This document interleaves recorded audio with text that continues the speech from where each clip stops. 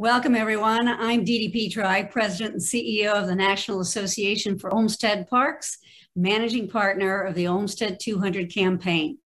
It is great to see everyone again as we get ever closer to 2022 and the year-long celebration and exploration of the life and legacy of Frederick Law Olmsted. For more information, please visit olmsted200.org. This is the fourth installment of our ongoing series, Conversations with Olmsted. The series is part of our Olmsted 200 educational programming, exploring different facets of Olmsted's far-reaching career and campaigns. And today we are focusing on challenges and opportunities for Olmsted Parks. We are honored to have the opportunity to speak with four experts who are literally on the front lines in Boston, Buffalo, Brooklyn, and Seattle. Just 50 years ago, America marked Olmsted's sesquicentennial, and I want to look briefly at that history. There was no Central Park Conservancy, no conservancy at all. Central Park was the poster child of park disinvestment. It was not alone. Many parks were dilapidated and ignored. When cities suffered a fiscal crisis, public park maintenance was the first to go. Of course, thanks to the vision and hard work of Betsy Barlow Rogers and others, Central Park is now one of the biggest attractions of New York City. And the Conservancy has become a model for public-private partnerships. In Boston, Buffalo, Seattle, and Brooklyn, friends groups and conservancies have been created to help steward many parks and landscapes, and we will hear from their leaders today. So, is there anything to worry about? Should we go home and break out the champagne now and say our job is over? Well, that's what we're going to explore in the next few minutes. And as you will hear from our expert panelists, it ain't all rainbows and unicorns.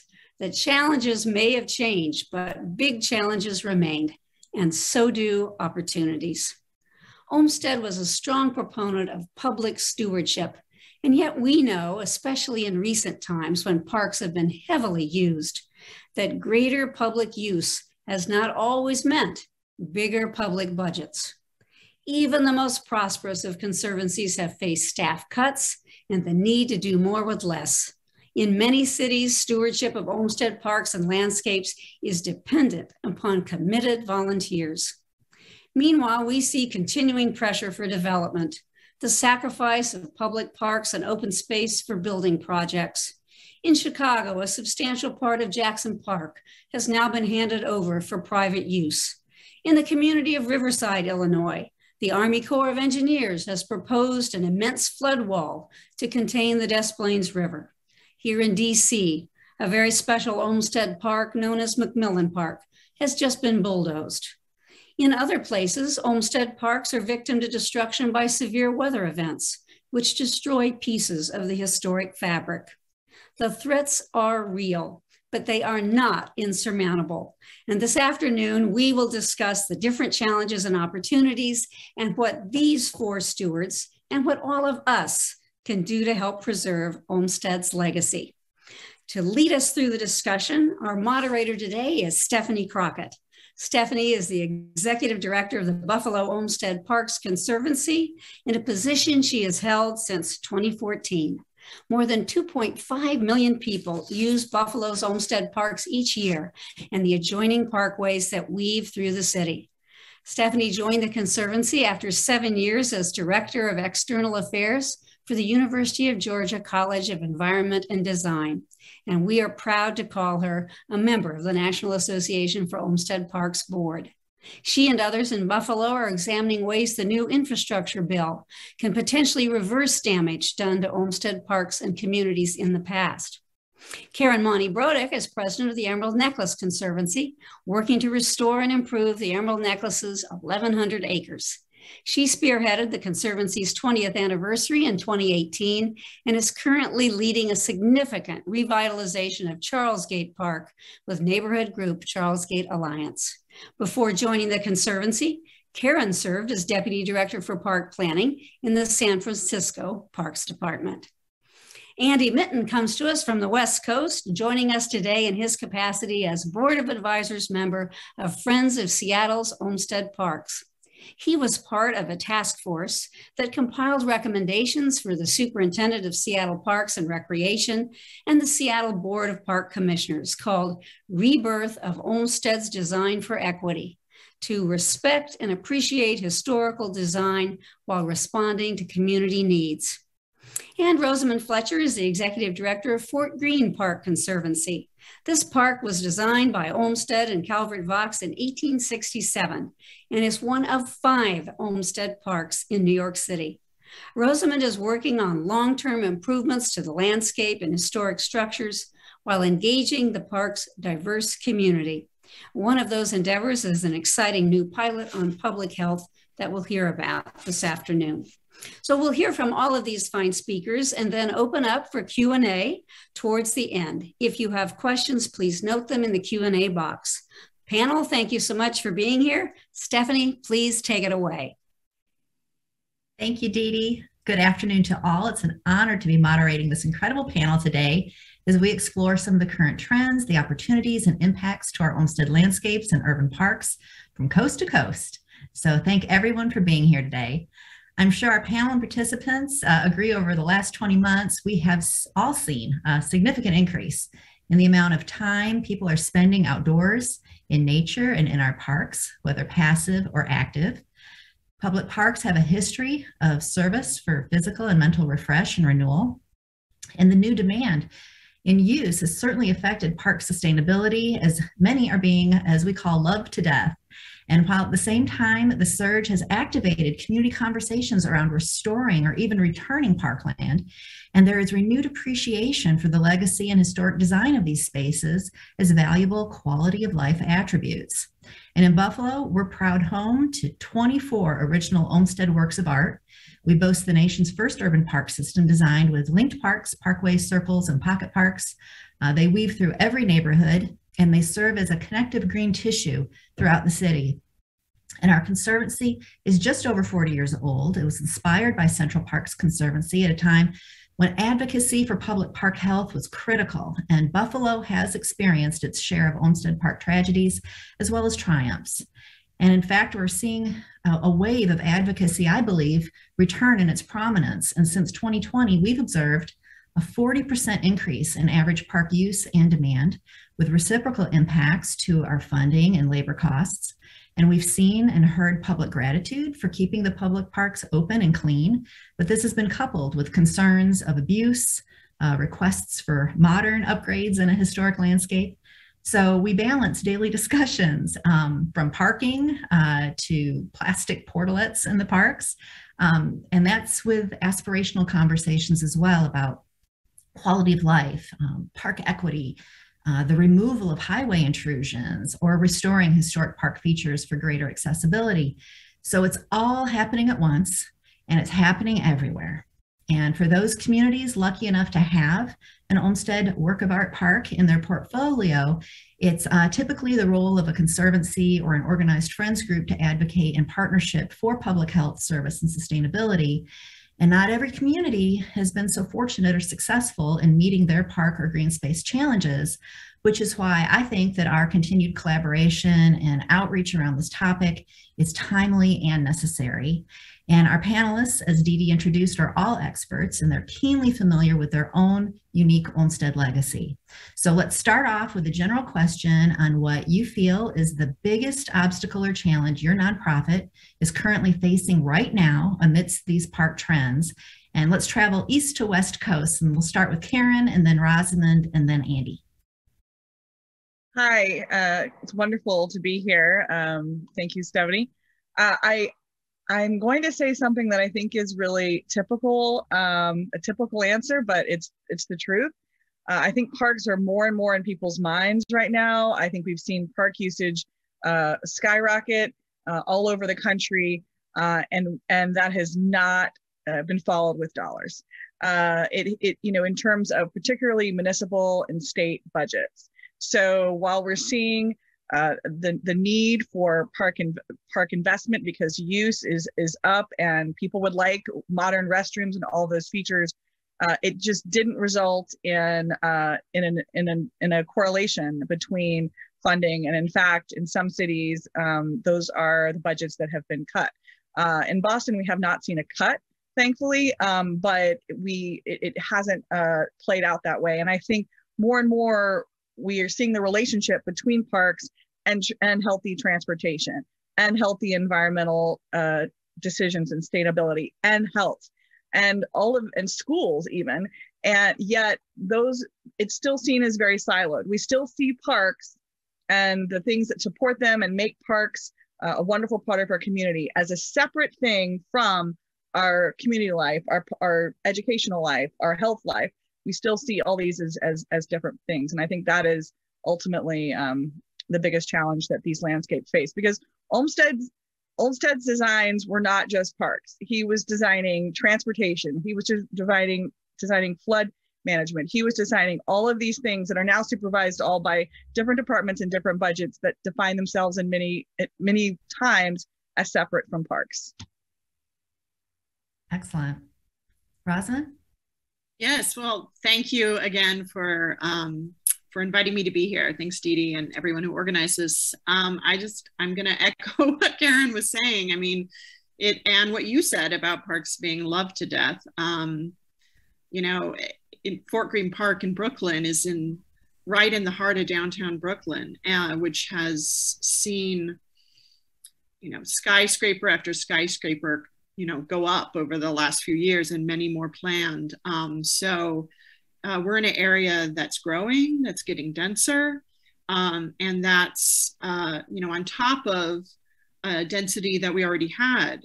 Fort Greene Park is right adjacent to 3 public housing developments with 12,000 residents.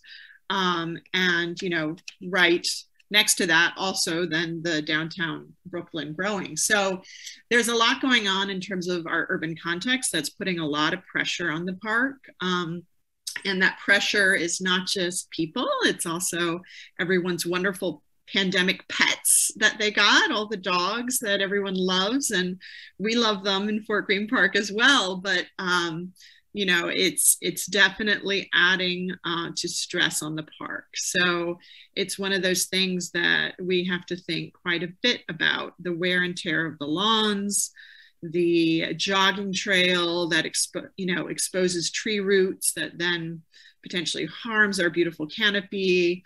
There's a lot of threats to the park from this wonderful love that everyone has. And so, we're in that space where we're trying to mediate that to, really welcome everyone's use of the park, but in a way that is responsible and in a way that is supportive of its overall care. So. Couldn't agree more. Andy, what's happening in Seattle? Hi all, thanks. Grateful to be here today. I'm glad to join this conversation. So, here in Seattle, part of the work that the Friends of Seattle Olmsted Parks does is to advocate for all of the parks that John Charles Olmsted had started planning in 1903 and again in 1908, when they had developed, the Olmsted brothers had developed a park and boulevard plan for the city. And we're very grateful out here on the West Coast and specifically in Seattle to have what many consider one of the most intact park systems. And FSOP is an advocate that looks to preserve and speak up for all of those parks. It represents about 15% of the park system today that was actually designed or recommended by John Charles Olmsted and the Olmsted brothers. So we're really proud to have that. One of the interesting pieces of information is that when the park system was being designed, Seattle was seeing some major growth with the gold rush as people were moving west and moving up and going through Seattle on their way to Alaska. And so there were a lot of pressures that the city leaders recognized there was a problem. We needed more healthy outdoor urban spaces for people.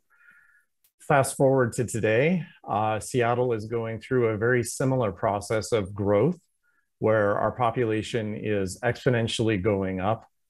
And it's going to sound a little bit like a broken record here, but we've also had a problem with maintenance funding where Seattle Parks is only currently operating at about 40% of the actual need for maintenance. So all of that maintenance is being deferred. And unfortunately, a lot of the more historic parks that tend to be more boulevard-oriented green spaces, which have a ton of recreational value, also get the lowest amount of funding. But they also, at the moment, are observing some of the biggest impacts from climate change. And that is one of the biggest things that we're seeing, where in one park in particular, Seward Park, the Olmsted Legacy Task Force that we'll talk about a little bit later learned about a die-off of some of our native vegetation, and they don't really know what's causing it other than we have a lot of changes in the amount of water and when it falls in terms of rainfall. So there's, on top of maintenance, there's also pressures from outside forces with climate, but then also with the growing urban pressures, and how do you handle that, but then also with this lens of equity, make sure that everything is done fairly and evenly distributed around the city. So that's one thing that that we'll talk about as a major challenge in how funding, when it does come available, how it is allocated and distributed around the city. That's a lot. And actually, would you like to give, just a little bit more information about the task force right now, Andy, and maybe even talk about, I think your tree initiative was another area that was of great interest.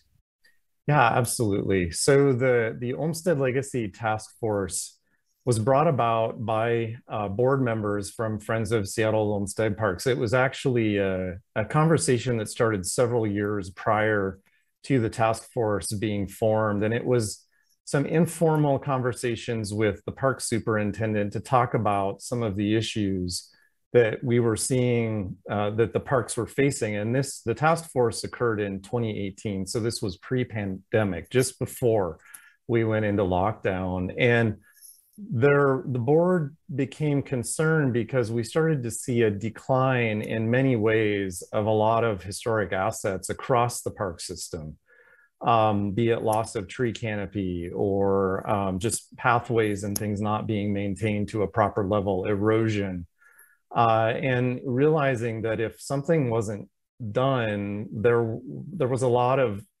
original design elements that were going to be lost. And in talking with the park superintendent, we started to introduce the principles, some of the Olmsted design principles on how parks were originally created for all, what their intended use was. And he was fascinated by that story, especially as the city of Seattle was digging in more into equity and realizing that there were a lot of injustices in the past, especially with redlining and a lot of other things that happened here, specifically for Seattle in the South End, incidentally, which is where a lot of the planning for parks and boulevards were never implemented for various different reasons, which we don't need to go into. But one of the things that the task force had identified was a need was, how could you not only recommend different principles for bringing back and preserving the legacy in the parks we have, but in order to do that equitably, you need to look at how you distribute that maintenance funding around the city. So the task force actually ended up recommending, when they look to acquire new park property or bring on new parks, they do it in areas where there was originally a plan to connect boulevards and parks through the city. The original plan did have a ring that went around Seattle, much like other Olmsted design systems across the country. So that was a big shift in thinking about, these are not only things that need to happen in our historic parks, but we need to be doing it in a way that's fair for everybody so that all of it can be preserved in perpetuity. I could probably go on and on about that, but you had also asked, and maybe there could be more time on, and when we get to Q&A, about the Olmsted 200 trees project that we're currently helping move forward. And this was one of the recommendations of the task force I had mentioned, climate change and loss of tree canopy. There are actually a couple of images that we have of Magnolia Boulevard. Maybe we could bring those up now. And I wanted to just share these because these are this is a landscape that when John Charles Olmsted came here, he was just taken away by the landscape, the topography, and the fact that there is always a distant view that you can capture. And he was enamored with our native vegetation. And what you're seeing here in these images are actually our native Pacific madrone tree. And they were mistakenly thought to be magnolias when George Vancouver came through and was mapping out the coast out here. But what you can kind of see in a few of these images is a lot of these trees are actually struggling. There is a pathogen that is attacking them and we're losing them. This boulevard would have originally been under a very dense canopy. And because of changes in our climate, we're losing a lot of that tree canopy. So just some context to say that part of this tree study is to look at how much canopy over time have we lost in the city? And over a period of time, especially in our developed parks and boulevards, what has been our loss of trees? And how could we plan to actually replant them, possibly even using money from private donors, so that in a certain period of time, we can get back to that level of tree canopy so we're not actually losing any of that outdoor recreational benefit that we get, especially as we get a warmer climate. People, especially here in Seattle, where we saw record-breaking heat from the heat dome incident that we had, we also want to recognize how do we provide shade and places of respite for people, especially in areas of the city that don't have very good tree canopy coverage. So again, there's that equity overlay. Wow, that's a lot. It's intense. And I think that what's happening from a climate standpoint in Seattle in balancing what you're doing from an equity standpoint, but also just the different demands, that kind of can transition into what Karen has been talking about in her challenge question. She's also dealing with the balance between historic with modern. She's dealing with the education component like you are, Andy, with just getting the public to understand the history and the advocacy angles. And so, Karen, I was wondering if you could explain a little bit more about what's happening in Boston with the Emerald Necklace. I know you've got a project happening with Charles Gate, and maybe you could give us some insight on that. Absolutely. Thank you so much. Yeah, a lot of us, I think we're going to hear echoes all around the country that are similar. So the Emerald Necklace, which stretches over 7 miles in Boston through Brookline, actually. And this, just for those of you that don't know it, Olmsted founded his practice here in Boston. He talked about this work as being more important than any other, but it is a little bit under the radar because it was designed as a piece of green infrastructure and is so natural looking. And that has worked against us in some ways because it doesn't scream and dance at you like, roller coasters do. Hey, come check this out. It's a lot more naturalistic. And so it's particularly some areas. So that's a challenge. I think at times it has been seen as, oh, this is sort of just extra. We can put the road here. We can make this a little smaller. We can add a little bit. We can narrow the park a bit and add more parking. So that's happened over time. And as we know, in many, many cities, highways, overpasses, public buildings have been built in parks, or even private development has been built in parks and continues to be proposed for parks, especially parks that aren't defined like 1950s and 1960s team recreation, which became such a strong theme in the mid-century that, passive park spaces, which are, naturalistic, beautiful spaces that Olmsted thought were so important to the soul. And we all really felt, I think, recently in a renewed way, those are sort of sometimes not thought of as important. and that becomes a bit of the challenge. So to go back, so Charles Gate is the first piece of the Emerald Necklace that Olmsted designed and realized, which connects the major park systems in Boston, or basically did until the 1950s and 60s, when a highway cut one end of it, and they put another overpass on the top of it. And so we have today this connector that isn't functioning as a park connector anymore, but instead as sort of a pancake of freeways over a park and a river.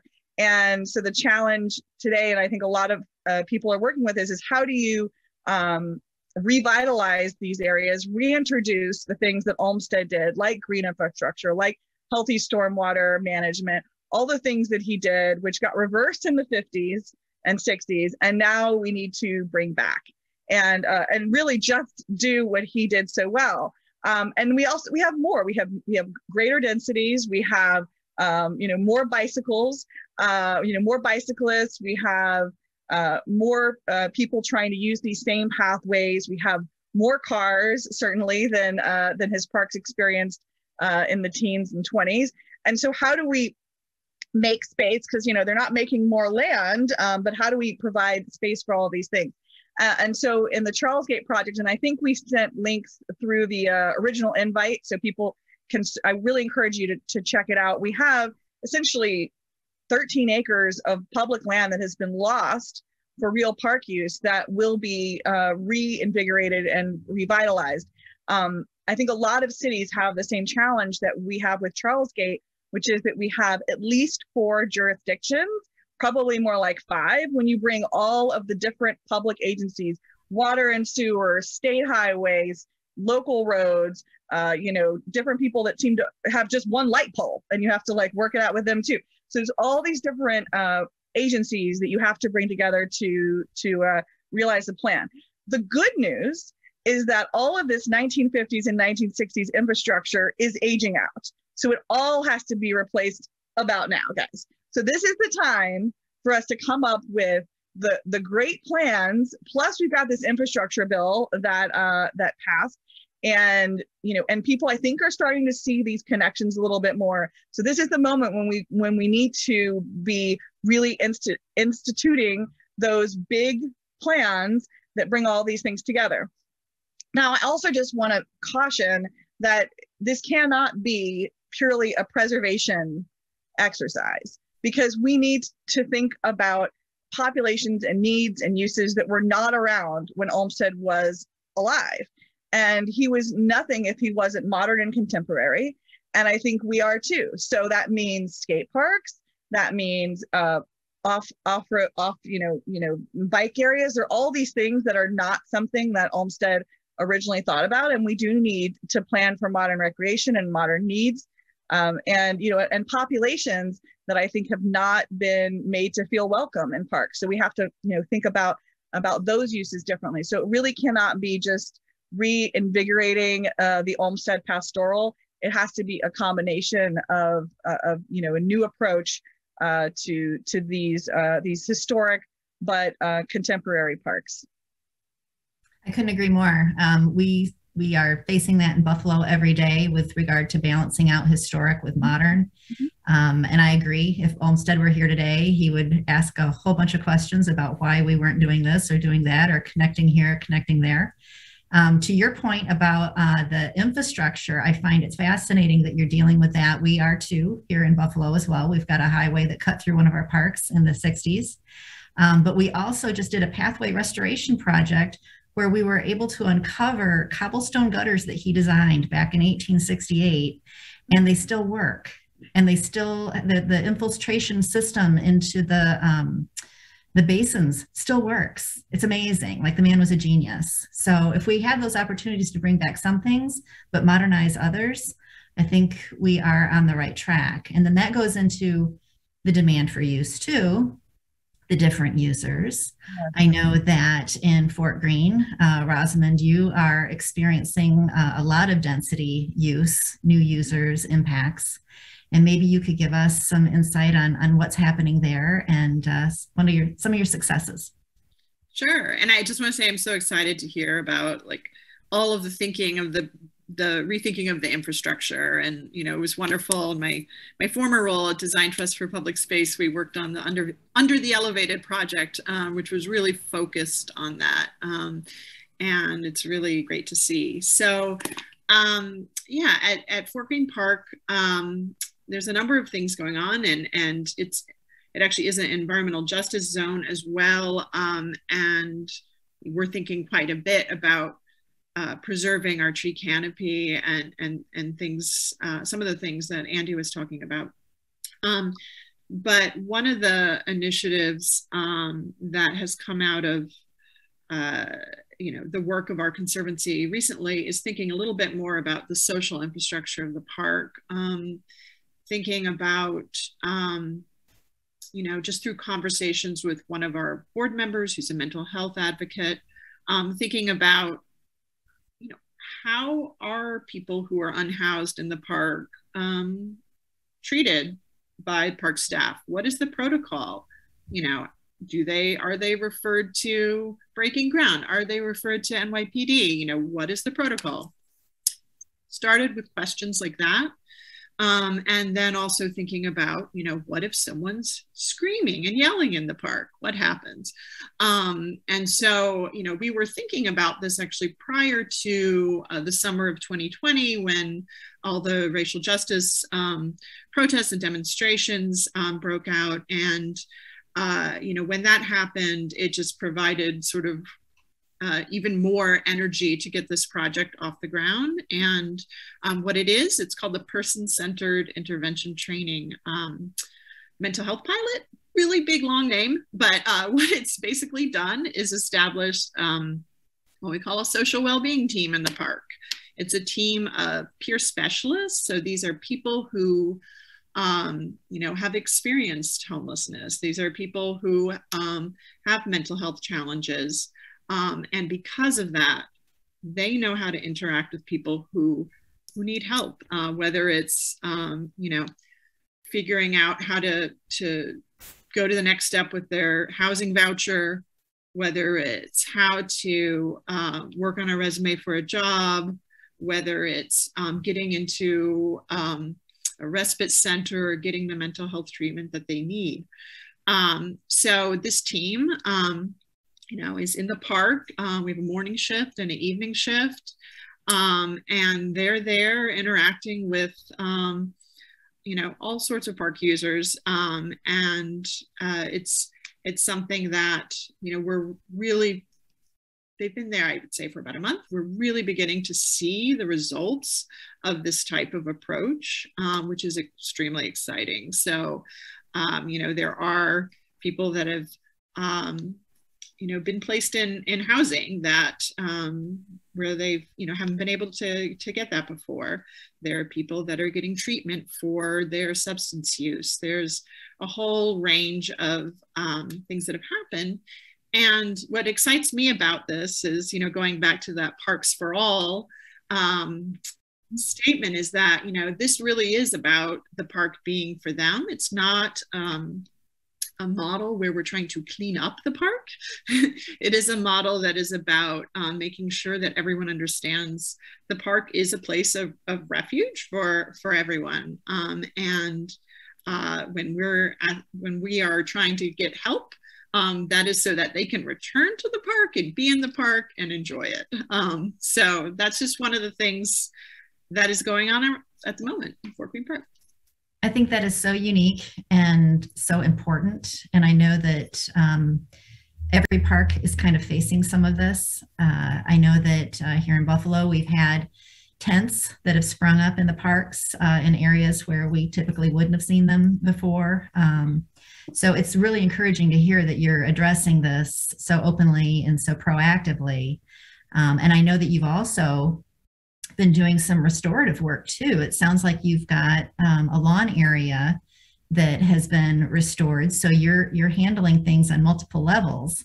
How did that restoration go? Yeah, that's an interesting project because, Fort Greene Park is 30 acres. It's a relatively tiny park. And it has all these competing uses. And as I mentioned before, there's a lot of dogs that love the park off-leash hours. And the main lawn of the park has degraded through,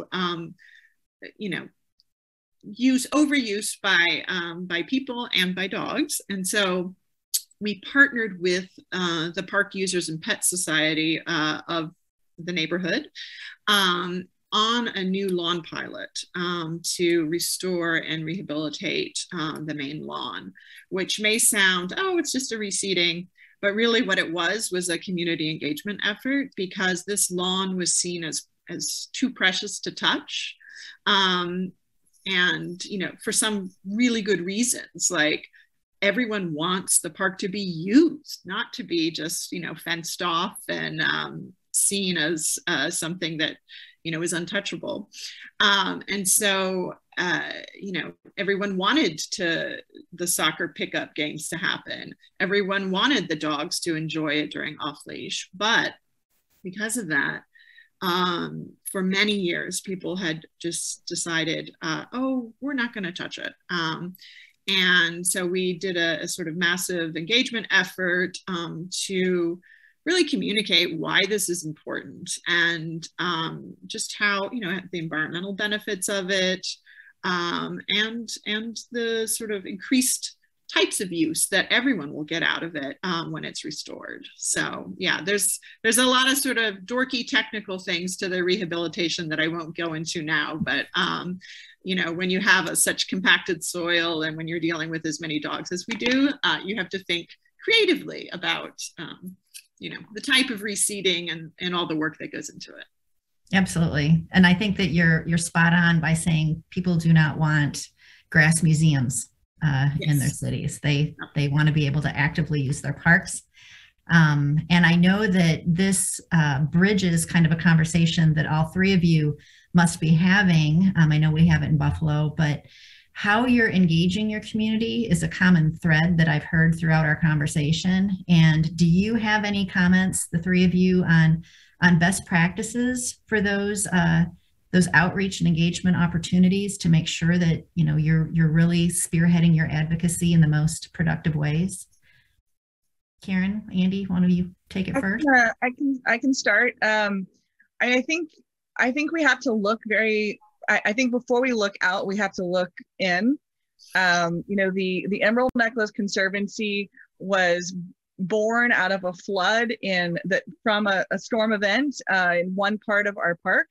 And we've got representatives throughout the system, but we looked really hard over the last couple of years at who makes up our numbers, and we noticed that we are heavily white, affluent folks that are very involved with the community groups that are able to take the time to come to participate. And so I think one of the things we did and we are continuing to do is through our Olmsted Now effort, our contribution to the Olmsted 200 effort, working to better engage and empower communities to both work with us, but also work in the parks in the ways that they would like to, with the resources that they have been denied in the past, because there are definitely lots of communities, neighbors that need additional park access and resources that haven't had that in the same way as others for long and obvious historical reasons. So in terms of best practices, I think you have to be very, very deliberate about, seeing your own gaps. And sometimes it is hard. And one of the things that I really respected, we worked with consultant Stephen Gray this year. He pointed out that, a lot of times we expect everyone to be able to come to engage with us as volunteers. And that is not necessarily the economic reality of many of the organizations that we would like to participate. So compensating and assisting those organizations for their time and their efforts being part of what we're doing is part of that kind of engagement. That is not a traditional method for collaboration, but I think we have to acknowledge the privilege that many of us have when we arrive and have evenings and weekends to spend in workshops or to send long letters to our city councilors about things, but really trying to find spaces where we can work to more equalize what is a very unequal playing field. Andy, did you have anything to add? Yeah, I think I would echo a lot of what Karen just said. We have a very similar situation here where a lot of the major parks, especially the like Volunteer Park, for example, here in Seattle, is in a very well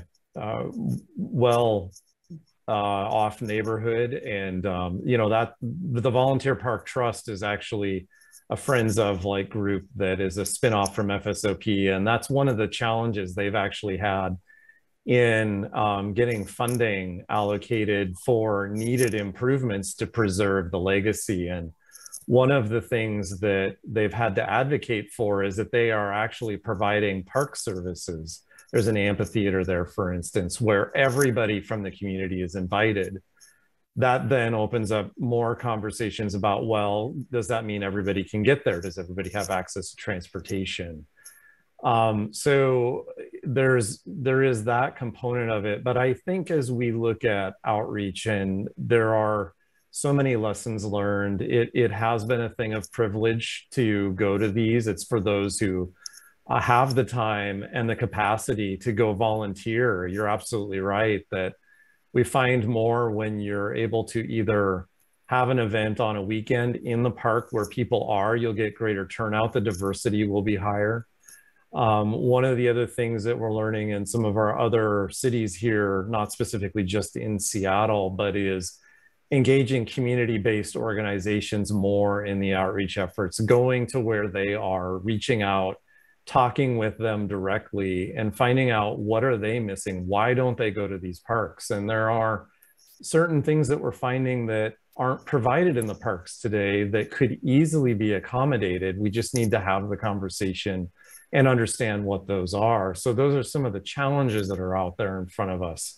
We just need to keep finding new ways to open that dialogue and that conversation, because if we don't, these are literally, as was said earlier, going to turn into grass museums where people are like, well, why would I go there? There's nothing there for me. And that's the last thing we want to have happen. Yeah, I'd just like to add to that. We just can't wait until a scoping session or something like that to do outreach. It makes no sense. We need to be learning all along the way and co-developing things. And to Karen's point, I agree. It starts internally. I was very lucky to join an organization where the board was already about 33% people of color, but I think that is something where we put a lot of effort in and expanded. Also thinking quite a bit about the socioeconomic diversity of the board. With Fort Greene Park being, the northern edge being lined by public housing, and the southern and eastern edges being really, really high-priced brownstones. It's just the disparity is so huge. So it's something where, on our board, we have 3 people who either currently live or did in public housing, and that's really, really important. And as we recently actually adopted our first, our DEI policy, but the I in it is not inclusion. The I in it is interdependence, because I think that if we have a mentality of including or in a mentality of just outreach, we're not going to get very far. Interdependence is really about allyship. It's about shared power, developing things together. We recently did we have a new program called the Black History and Culture of Fort Greene Tour. And it's something that we've co-developed with a lot of community organizations, with Weeksville Heritage Center, with Mokata, with Black Space. And it was something where they really guided content development, and it's seen in many ways as kind of like a placekeeping effort for Fort Greene, given how much the neighborhood has changed over the years. But it's just really, really important that we do things together along the way and not just have scoping sessions. Yes, and Rosamond, I will. I know that there was a question that already came through. Just very quickly, where does the wellness effort that you described, is that in-house, or are you actually partnering with another agency? Yes, good question, and my bad for not bringing that up. We're a very small conservancy still. We're expanding. We've doubled our budget in the last couple of years, but we are still tiny. So we partnered with Fountain House, which is an amazing organization that was formed by and for people with mental health challenges. So it's a really wonderful group. They are providing the supervision over our peer specialist team. They helped hire them, and that's really, really critical because we couldn't pull something like this off without them. Absolutely. So that is great. And then tying into that, there was a general question by the participants as to whether any of you, we do not here in Buffalo, but we get asked all the time, do any of you have a park ranger program or any type of assistance in monitoring what's happening in the parks? I can, so first of all, I just want to mention from the top that the Central Park Conservancy is very different from basically every other conservancy in the country. I want everyone to know, like, Rosamond says that she's tiny, like, we're like tiny, a little bit bigger than tiny. Like, I mean, everybody is small compared to Central Park Conservancy. So, we support the parks. The city of Boston does have a park ranger program, both rangers that have vehicles and also some that are mounted on horseback. And, they're definitely engaged in, in trying to both provide environmental education, but also, address, park, misuse of park issues. I think that there is more of a growing interest in seeing how the rangers in places can be an educational force.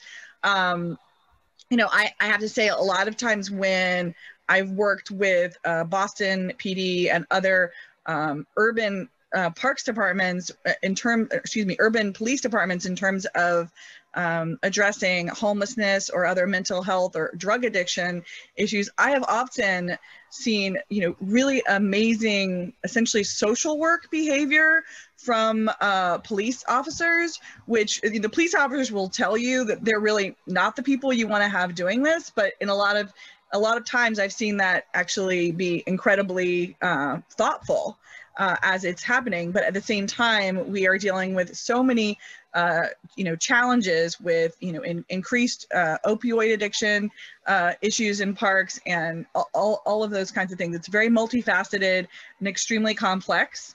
I think more eyes and ears are always great in a park because it just means someone to call an ambulance if someone gets hurt, or someone to provide additional engagement with people. So I think that is a wonderful goal for us to have, and perhaps it comes through park rangers and more education staff.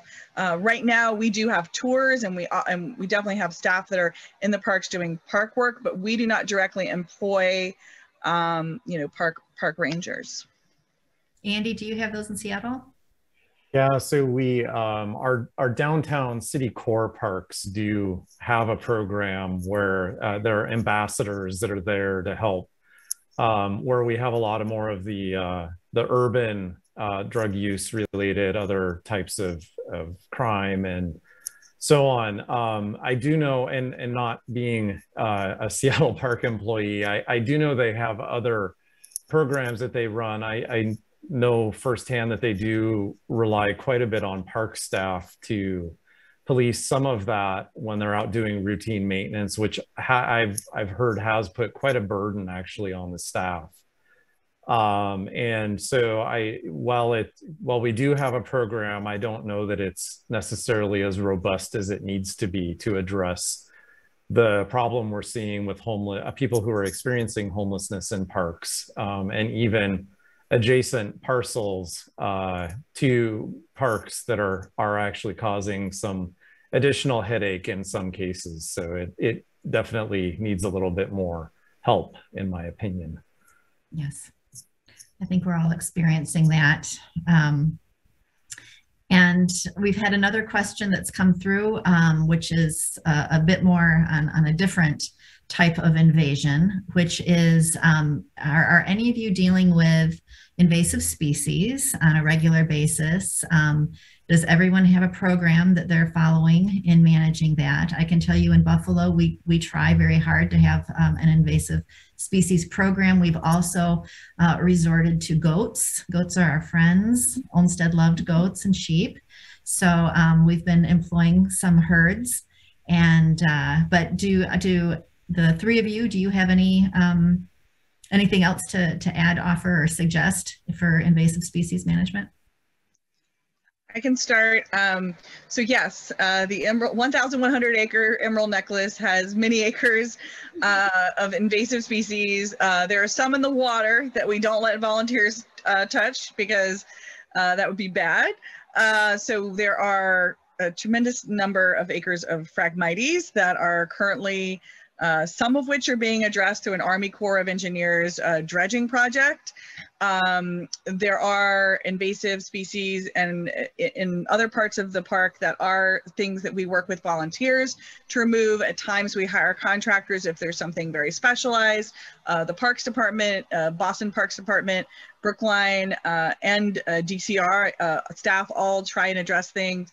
We have a management plan that oversees, that provides overall guidance for addressing the invasives, but the reality is these are often things that need repeated treatment. We do try not to use pesticides. That's the last resort. So the trade-off is a whole lot more physical labor, and that is, it's time consuming. But yeah, I think we have a guiding document, but we definitely have a long way to go. And I can speak for Seattle.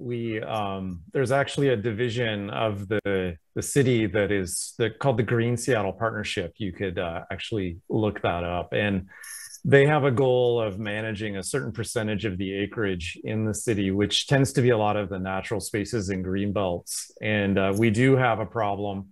Ivy, which unfortunately was one thing that the Olmsted brothers did plant here, has taken over and has been causing quite a bit of problems. So the Green Seattle Partnership's charge is to actually reintroduce a lot of our native tree canopy and understory vegetation. And so they have parties where they will actually go through and remove things like Himalayan blackberry. That's a big problem out here, as well as English ivy. There's a whole list I could go on. But it does have its successes, but what I would say is that there's also a conflict there, because there are times when the boundaries were drawn for the Green Seattle Partnership where they overlap with some of our developed urban parks. And the parks were meant to be more formal, and then you have a little bit of this departmental pushback on, well, why are you coming in to plant natives in a space that was never really meant to have them? And that's, again, then where we have a little bit of a disconnect between deferred maintenance for those formal parks and then the mission of the Green Seattle Partnership to increase the tree canopy coverage in the city. So it is an ongoing battle, but it's great that the program is there, and it is funded by the city, but also has a volunteer aspect to it, which is how they're able to reach out and cover so much more ground that way. Sure. And I would just add that, we have a relatively small park and are really, we have an easier task in this regard. But we have a park director through New York City Parks who manages, we have a dedicated gardener, and the Conservancy also has brought on 2 additional gardeners. And we have a volunteer gardener program. So between all of them, we are able to keep things pretty good.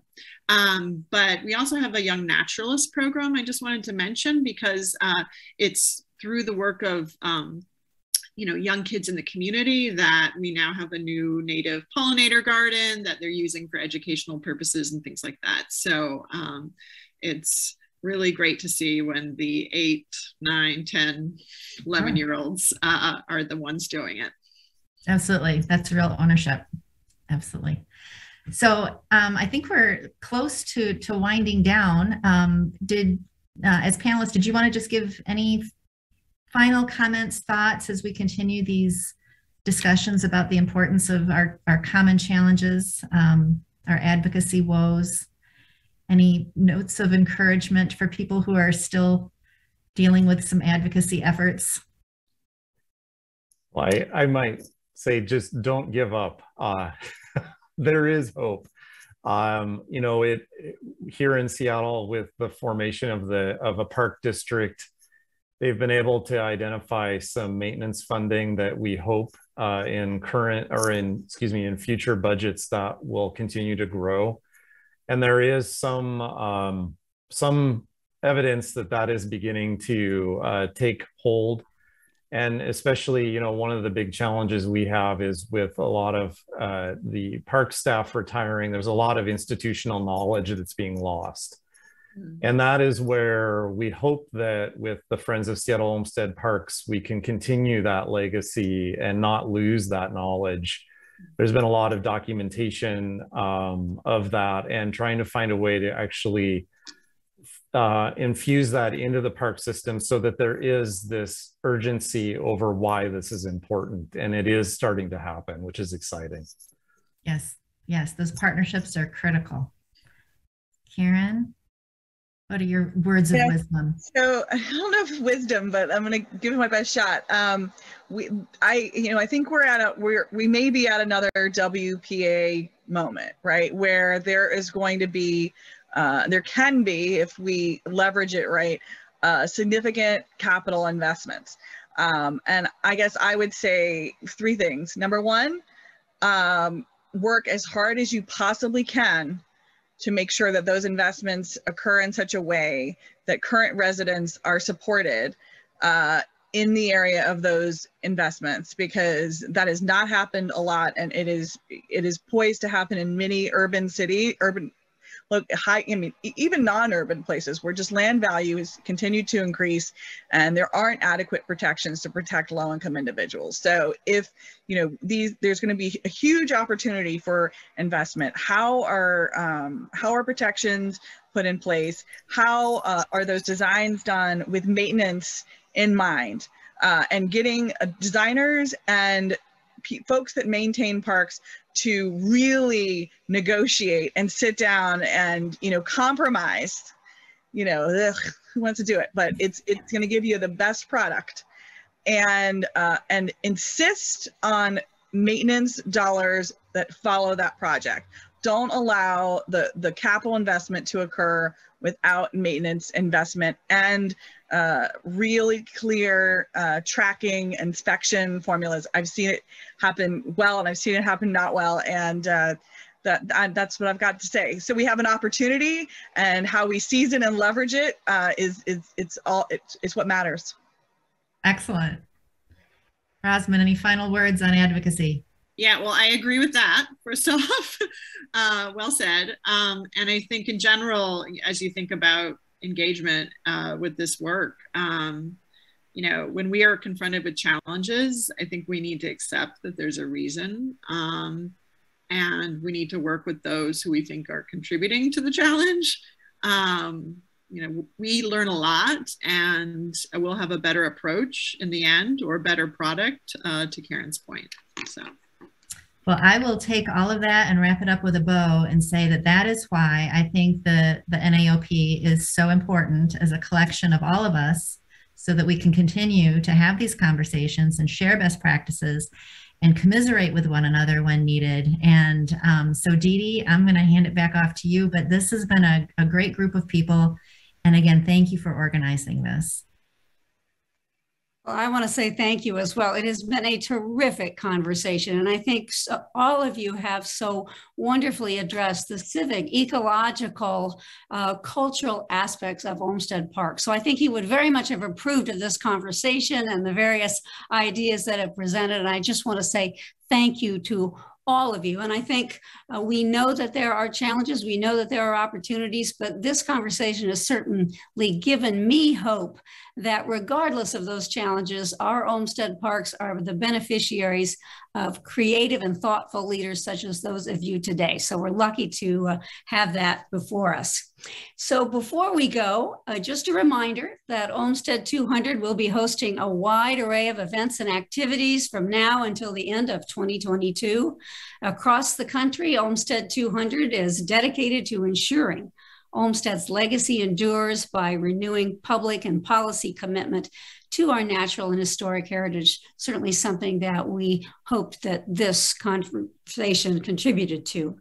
We also want you to learn more about Frederick Law Olmsted and how you can be part of this bicentennial. So check out the website, olmsted200.org, sign up for our monthly newsletter, explore our national calendar of events, which literally changes almost every day with new activities and opportunities across the country.